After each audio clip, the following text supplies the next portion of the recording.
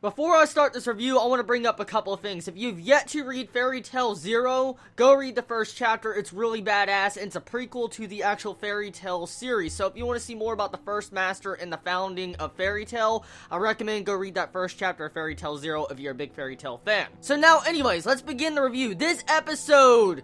it was a good episode. It was mainly just a setup episode for future events to come, and that is fine by me. It was a really sad episode last week, and we all probably had some man tears forming in our eyes after what happened to future Lucy. With this episode, it delivered and didn't deliver. It didn't play on those feelings that probably a lot of us really felt from last week. I mean, when we got to see future Lucy die in, the arms of herself, and you see Natsu's, dragon mode face where he's pissed off, that really, the feelings of that entire scene don't carry over into this episode correctly. The biggest issue I have with this episode is that Natsu fights future Rogue, but at the same time, it just does not feel like those emotions from last week really were playing into this fight correctly. And at the same time, it was a good fight, but it wasn't the best. And really, you can clearly see that Rogue is a very evil person, especially from this episode. We find out more about him and what events transpired after this entire dragon, 10,000 dragons, come into the picture. For instance, we find out that Rogue killed his best friend Sting and stole his powers.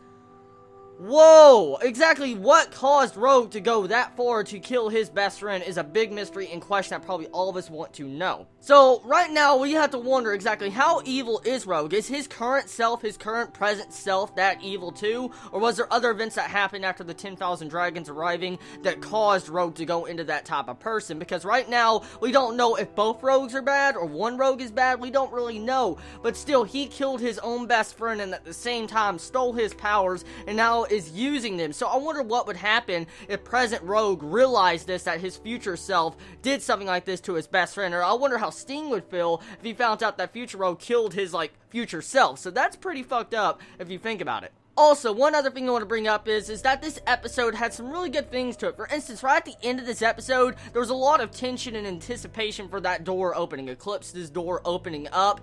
It was a good scene. I liked the scene a lot, and it was interesting, but it really got you right at the end of the episode when you see Lucy's eyes just bulge out, dilate, and all of a sudden she starts walking slowly to the Eclipse door. She's just like, no, I gotta close this door. Now, here's the thing, okay? We gotta remember a couple of things. Future Rogue has stated this many times, okay?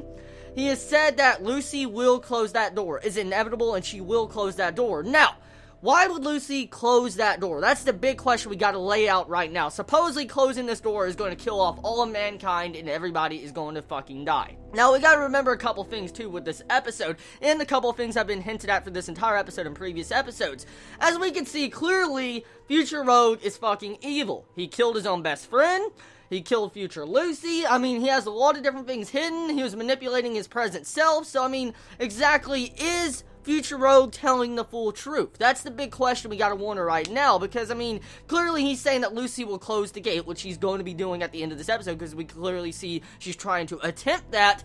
But is Lucy doing the right thing with closing that gate? That's the big thing we gotta wonder, because at the end of this episode, we see that there is no dragons in sight. They're talking about, they don't see any dragons from any different directions that's near the capital, so they really don't know what is going on. So, why would Lucy close that portal? She even specifically said portal in this episode. So, a lot of questions, a lot of things coming up, but at the same time, this episode was good. I love the setup of it. I love the music. The music was definitely one of the highlights of this episode, and I definitely enjoy Fairy Tail. I can't wait for next week, and that opening song is starting to grow on me a little bit after I've listened to it a couple times, so I will give the opening song that. It is starting to grow on me. It's not that bad as when I first heard it. It was mainly just because of spoiler reasons.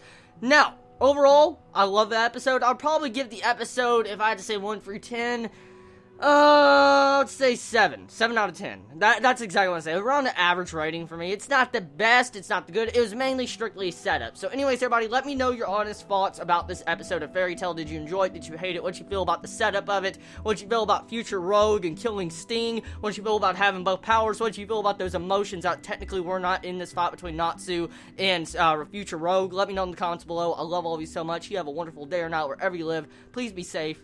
Chibi out.